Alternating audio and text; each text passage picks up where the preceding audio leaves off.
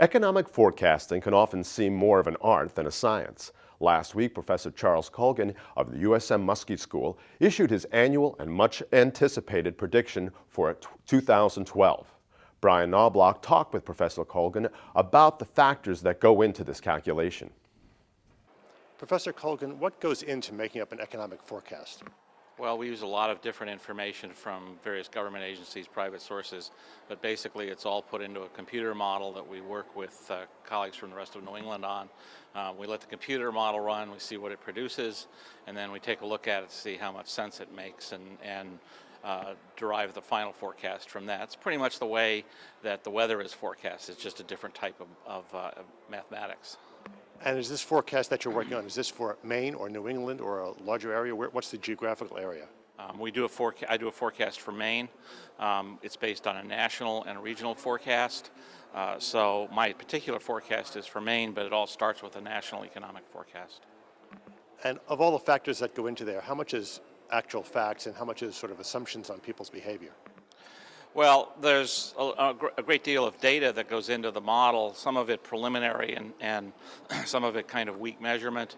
At the end of the day, a model result produces a start of a forecast, but at the end of the day, it's a judgment about which factors will be most important and how various things will play out that are not in the model that makes the final forecast. The things that you changed when you're trying to decide how they're going to play out, do they change over time? Do those people's reactions and the way they act change over time, or are they consistent? No, there are different factors that go into every forecast. Right now, for example, I'm paying particular attention to the healthcare sector, which has been a major job generator over the last 10 years, but for a variety of reasons is probably going to change. The model wants to forecast much more employment growth in that sector than I think will happen, so that's an area where I pay a lot more attention to than I used to when I just let the model run.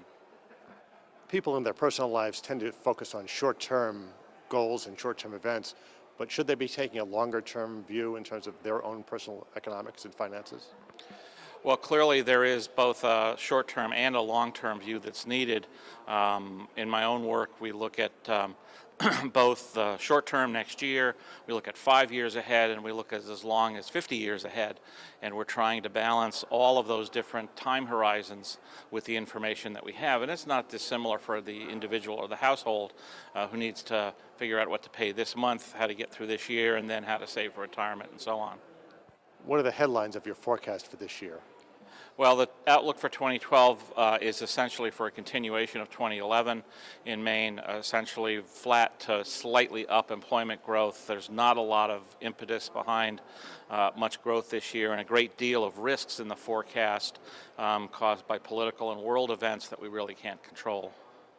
A sustained recovery will not, in this forecast, begin until 2013. Recovery, while in each of my previous forecasts in the Great Recessionary period, has envisioned a recovery to pre-recession jobs in the forecast horizon, which is generally 48 months. In this forecast, I do not foresee recovery to 620,000 jobs until the middle of 2017. So 2011, 2010, 2011, and likely 2012 have shown that the economy has recovered from the gut-wrenching falls of late 2008 to early 2009, but has yet to gain any substantial traction in terms of employment growth, even in terms of output growth, as I'll show you in a minute. And the result of that is that this business cycle will probably not see a recovery until the latter part of this decade. So there's a certain amount of unpredictability in there because of events that are unknown, is that right? Always the case that events are unpredictable and have a great deal of influence. In fact, the last 2 years, the forecasts have been one thing, but they've all been changed every 3 to 6 months by events that simply couldn't be foreseen. How does this period that we're in now, the past 2 or 3 years, compare historically? Is it typical? Is it atypical? No, this is a very untypical period. It's the most turbulent period in the economy since the 1970s. It's getting out of a recession that's the worst since the Great Depression. There are a whole bunch of changes in the economy that have occurred that make this an extremely difficult period to forecast and try to figure out what even the short-term future will be over the next couple of months. How good are you at following your own advice? I keep up to date with my forecasts pretty closely. I know where I've made mistakes. I try to correct for them in the future. Sometimes, however, of course, I overcorrect and miss it again. Forecasting is a business in which it is said that those who live by the crystal ball are condemned to eat glass, and I've had my share.